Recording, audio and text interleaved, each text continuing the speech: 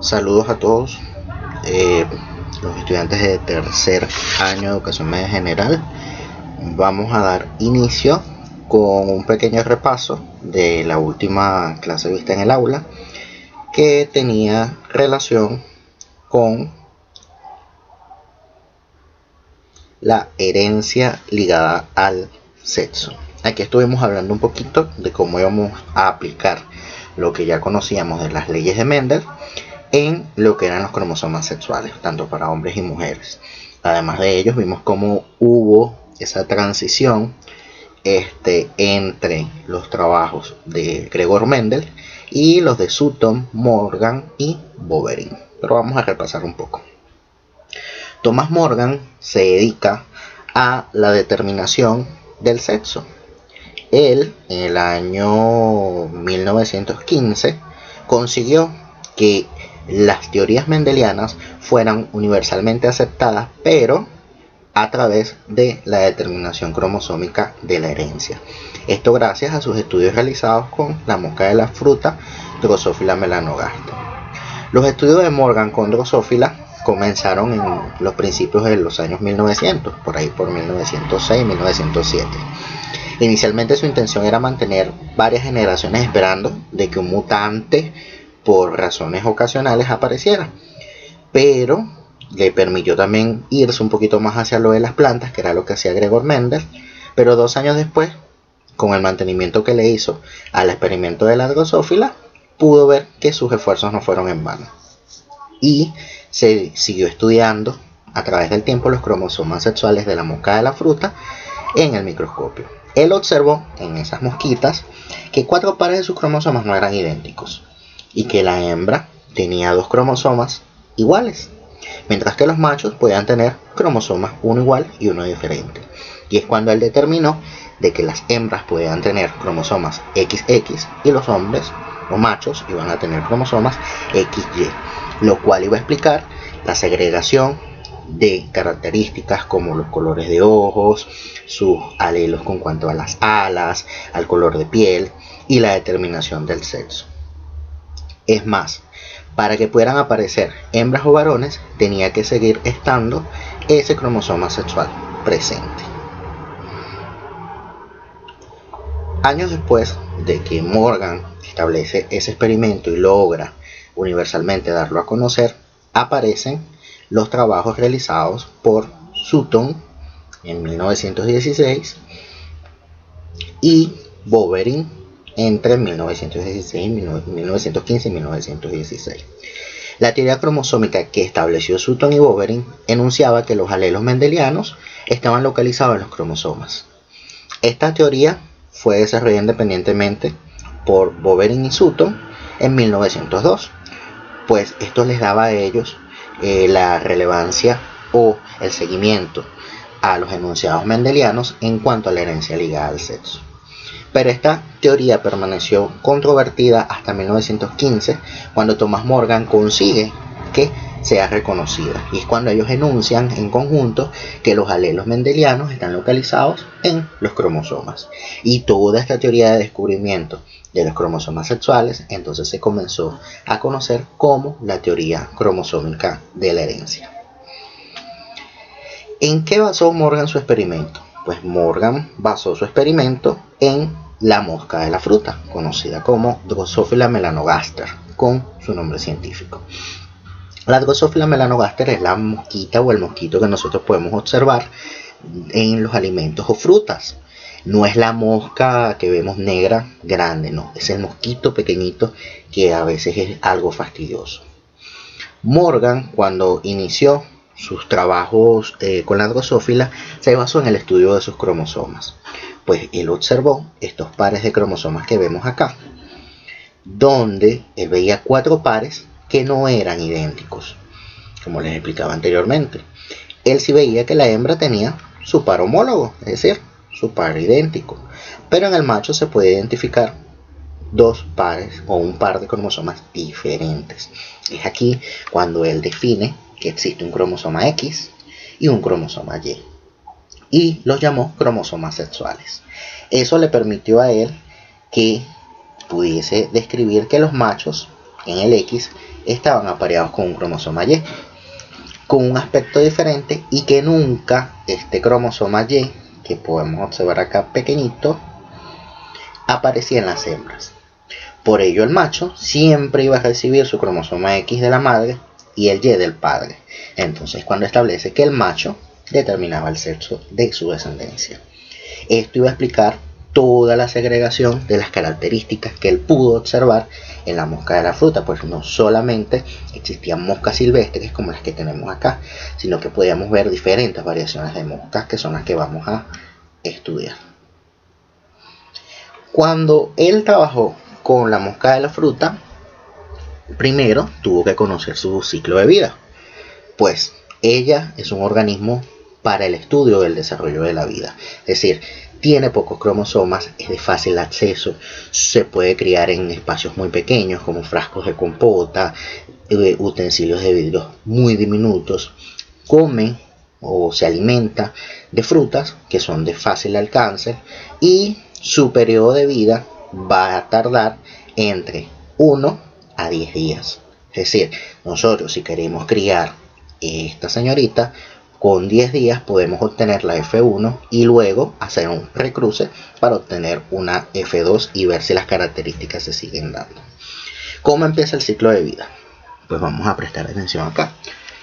Primero, las mosquitas realizan su cruce, se fecundan las hembras con los machos, se da origen a las larvas o los huevos que van a poner en el agar o en el medio de cultivo o en su naturaleza.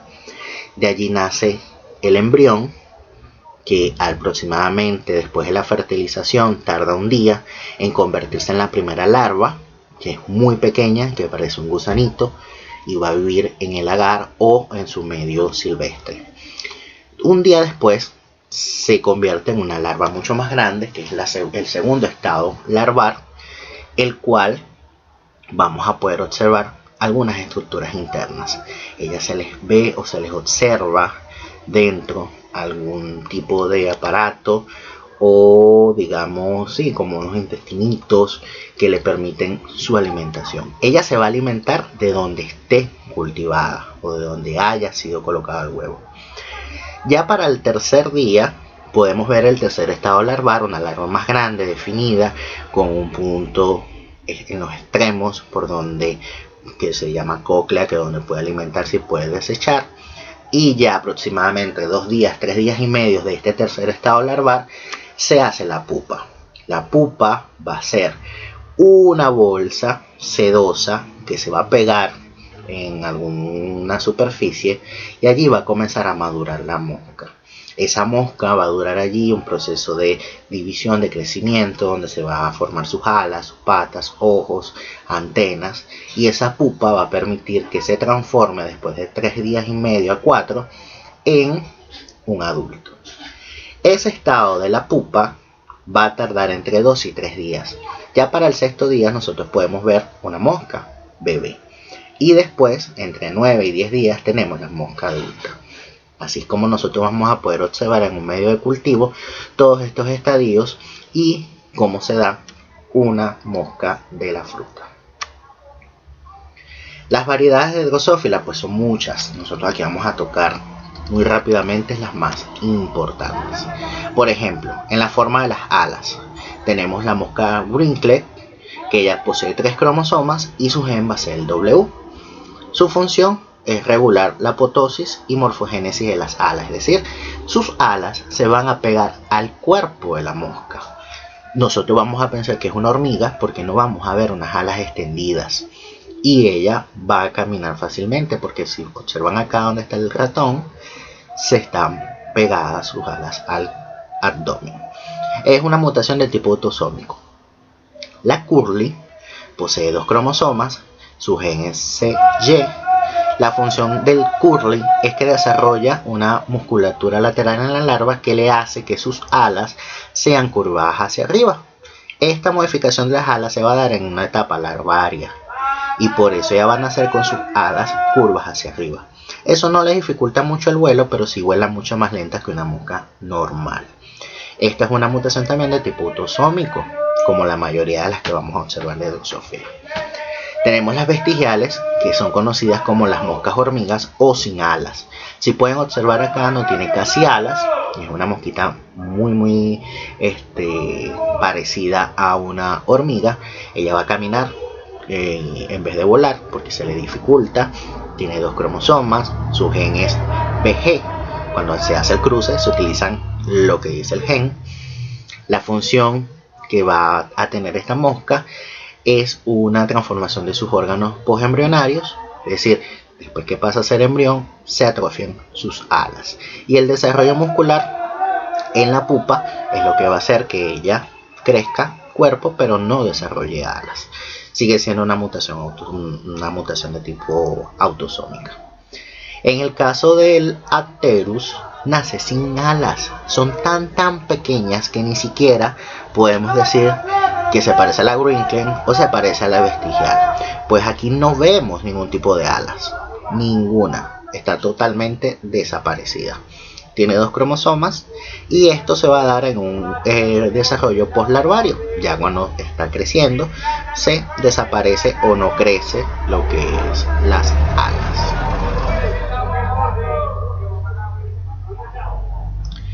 La variedad de Drosophila en el color de ojos es muy amplia. Aquí tenemos la white, que son moscas de ojos blancos. Eso se da en un cromosoma. El gen es W. Y esto es porque pierde la tinción de los homocromos y peptidinas, que son las partecitas diminutas que podemos ver dentro de la mosca. Esto sí está ligado al sexo de la mosca. Va a depender del sexo para poderse observar que tenemos moscas white. Las sepia son moscas de ojos colores oscuros. Poseen 3 cromosomas y es una mutación recesiva.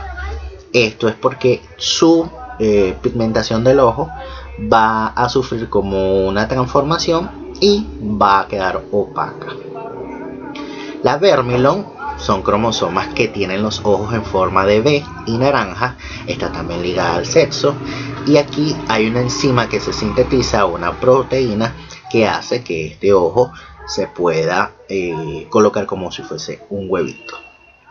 Las Scarlet son las más rarísimas porque sus ojos son color Scarlet naranja, pero muy llamativos. Se dan en 3 cromosomas y es que los homocromos no pierden la tinción, pero sí se transforma y acrecenta el color naranja de ellos. Es una mutación muy extraña porque es recesiva, al igual que la sepia. En el caso del color del cuerpo nosotros podemos ver variaciones. Está la Ebony, que es una mosca totalmente negra. Sigue siendo pequeñita, pero su cuerpo y ojos puede ser negro. Algunas tienen los ojos rojos, pero otras el cuerpo totalmente negro, incluyendo los ojos. Es decir, que puede verse ligada con otro tipo de mutación. En ella, la melanina no se regula de manera positiva y por eso se forma como una cutícula o una capa oscura sobre su cuerpo que le va a dar esa tinción negra. El Yellow es una mosca totalmente amarilla, hasta sus ojos, sus alas son normales, pero todo su cuerpo, incluyendo ojos y patas, va a ser amarillo. Es una mutación que está ligada al sexo de la mosca y también se sintetiza la melanina, que es la pigmentación de su piel, y por lo tanto no hay un acrecimiento del color normal, sino que pareciera un albinismo para esta mosca. Y esta que vemos acá, que está solita, es la mosca normal, la silvestre. Es llamada silvestre porque ella puede vivir en sitios completamente naturales, donde hayan frutas, hayan algún tipo de vegetales, y ella va a tener sus ojos rojos, es conocida como la mosca de ojos rojos. Su cuerpo entre una degradación de amarillo y naranja, la punta de la cola la podemos ver negra y sus alas normales. Cuando hablamos de la Drosophila tenemos que hacer hincapié en los caracteres dominantes o recesivos de estos genes. Pues cuando se estudia la herencia ligada al sexo, nosotros podemos ver que hay características dominantes y características recesivas.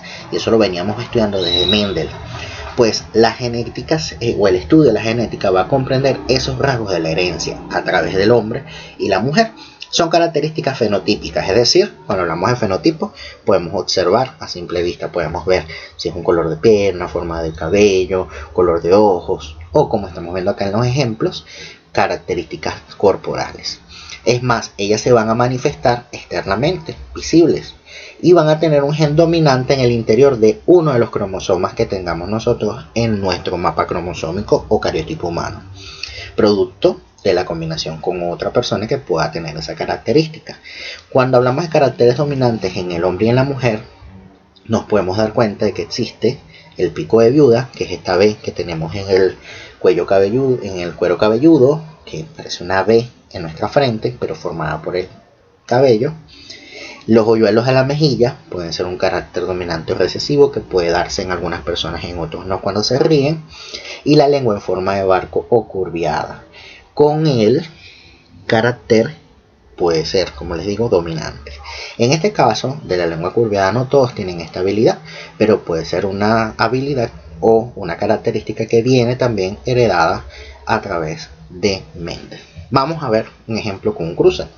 Si nosotros tenemos un cruce entre un gen dominante y un gen recesivo, vamos a tener que primero establecer los parentales.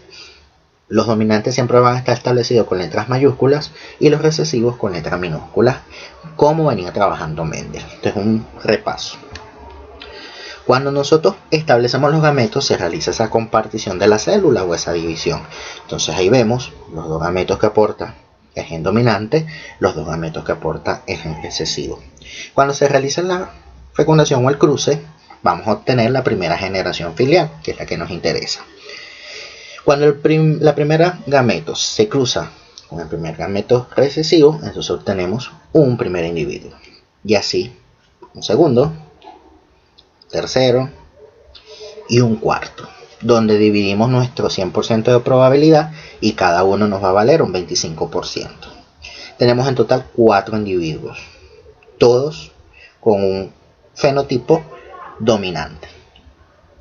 Todos tienen el gameto dominante, entonces por lo tanto el fenotipo lo vamos a identificar como que todos tienen el gen dominante. 4 de 4 y nuestra probabilidad del 100%. Y un genotipo heterocigoto, que aquí podemos ver una fracción híbrida donde hay características dominantes y características recesivas. Esto es un cruce simple de la primera ley de Mendel en cuanto a características dominantes y características recesivas. Esto lo llevó Morgan al siguiente paso, que es la herencia ligada al cromosoma X. Se dice que es el cromosoma X porque cuando nosotros recordemos los cromosomas sexuales, para la hembra son XX, para el macho son XY. El Y va a determinar el sexo, por lo tanto él no va a aportar ningún tipo de información, solo determinará si ese individuo va a ser hombre. La hembra sí va a poder determinar porque tiene 2 cromosomas homólogos. Los trastornos genéticos en los humanos van a venir ligados a ese cromosoma X, pues son más comunes en hombres cuando se dan las enfermedades que en las mujeres, debido a que la mujer en su patrón hereditario siempre va a tener un par igual y puede ser portadora, enferma o normal. En cambio el hombre solo tiene 2 opciones, ser enfermo o ser normal. Aquí podemos observar esos cromosomas como son determinados, el XY del macho y el XX de la hembra. Cuando se realiza la unión entre hombre y mujer, entonces tienen la probabilidad de tener 50% de sus hijos o del total de sus hijos varones y el 50% de sus hijos niñas. Un hombre tiene 2 cromosomas sexuales. ¿Por qué? Porque él posee un cromosoma X y un cromosoma Y, a diferencia de los 44 cromosomas que están en su cariotipo, que no son sexuales. En cambio, la mujer tiene un par de cromosomas sexuales. Estos cromosomas X sí forman un par homólogo legítimo y sigue estando dentro del cariotipo humano. Si nosotros nos podemos ver, entonces el hombre va a tener 2 cromosomas con que determinar el sexo y la mujer solo tiene un par. Cuando esta herencia ligada al sexo se sigue estudiando en humanos, entonces nosotros podemos ver que los alelos para ciertos trastornos, cuando hablamos de trastorno hablamos de enfermedades o cualquier tipo de dolencia que pueda venir genéticamente, podemos identificarlas como daltonismo, que es un problema de la vista, donde no se determinan ciertos colores, hemofilia, que es la capacidad de coagulación que pueda tener la sangre, y la distrofia muscular, que es un problema genético hereditario donde los músculos no tienen su estructura normal, sino que están atrofiados, doblados o deformes. Estas están ligadas al cromosoma X. Es mucho más riesgoso que les parezca un hombre que les parezca una mujer, y estas enfermedades son mucho más comunes en los hombres por este sentido, ya que el hombre tiene un solo cromosoma X. Cuando nosotros vemos ese ejemplo en personas afectadas y personas portadoras o no afectadas, tenemos que ubicarnos en el hombre y en la mujer. Pues el hombre siempre va a tratar de estar normal o va a tener más probabilidad de ser normal, y la mujer siempre va a tener ese gen portador. Cuando nosotros vemos la herencia que ellos dan genéticamente a sus descendientes, pues tienen un hijo que no está afectado, varón, tienen una hembra no afectada, varón, tienen otro varón que sí puede salir afectado, y tienen otra hembra que no es afectada pero es portadora. Y esto contaría como que el 50% de sus hijos se ven afectados por el gen y el otro 50% no. Vamos a hacer un ejemplo para recordar y rememorar. Por ejemplo, mujer heterocigota para los alelos normal de la hemofilia, ahí los tenemos, XX, y se colocan muy pequeñitos como un exponente las simbologías de la enfermedad. Para la hemofilia es la H. H mayúscula es normal, H minúscula es hemofílico. Aquí tenemos un portador, por lo tanto se ve la heterocigoto, esos exponentes.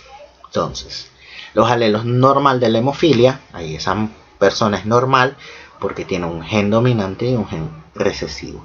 Tienen hijos con un hombre para la forma normal, X con el gen hemofílico normal y Y que determina el sexo.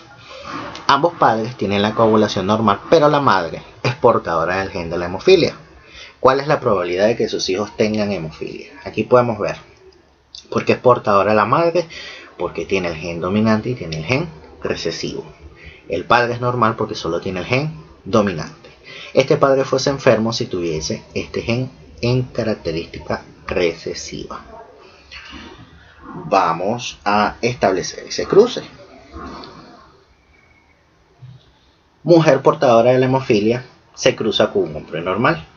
Cuando establecemos los parentales, que nos los da el mismo ejercicio, tenemos a la mujer portadora y tenemos al hombre normal. Portadora, repito, gen normal, gen hemofílico. Hombre normal tiene solo el gen normal. ¿Por qué la hemofilia se da en esa característica minúscula?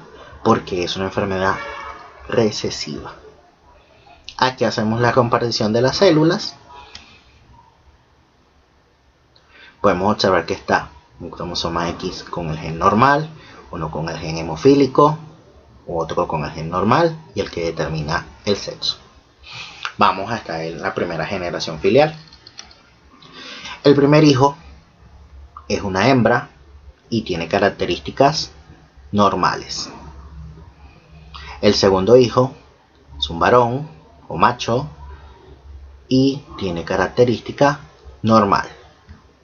El tercer hijo es una hembra portadora porque tiene el gen dominante, tiene el gen recesivo.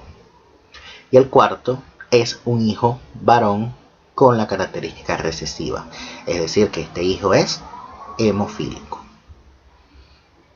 La respuesta: la probabilidad de que sus hijos tengan hemofilia es el 50%, ya que la mitad posee el gen portador. Por su parte, la otra mitad no se ve afectada. Aquí podemos ver que tenemos una hija portadora, un hijo hemofílico. Esta mitad está afectada y esta otra mitad no está afectada. ¿Qué pasa con la hemofilia? La hemofilia es algo muy característico en hombres. Es una capacidad que no tienen en coagular la sangre. Una simple cortadita puede generarle a ellos una hemorragia y morir. En el caso de la mujer hemofílica, puede nacer, puede vivir, pero es muy compleja su vida, pues tiene que tener desde el parto dentro de su madre y se determine que va a ser hemofílica, hasta que ya sea una adulta, un control extremo, ya que las mujeres tienen un proceso de menstruación donde hay un sangrado.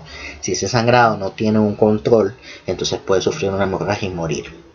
Las niñas que nacen siendo hemofílicas pueden tener complicaciones al ser feto o al ser un bebé ya nacido, pues las primeras hemorragias vienen a nivel cerebral o si no en su etapa de desarrollo. Entonces a veces se determina que la mujer hemofílica no nace porque viene de una mamá portadora o de una mamá hemofílica, y si la mamá es hemofílica en el momento del parto está comprometiendo mucha sangre y por lo tanto si no hay un control extremo por parte de los médicos, entonces la coagulación no se va a dar y esa mujer puede fallecer en el acto.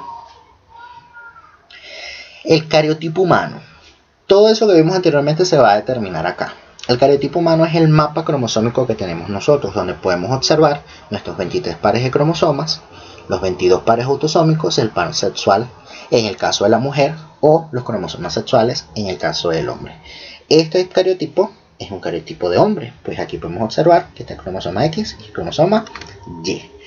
El mapa cromosómico permite que nosotros podamos observar desde el par 1 hasta el par 24 o 23 en el caso de la mujer, pues vamos a poder ver cada parejita o cada cromosoma que son iguales, determinar si hay una mutación, determinar si hay una malformación, una enfermedad o qué está heredando en cada uno de esos cromosomas que cumple una función determinada en el individuo.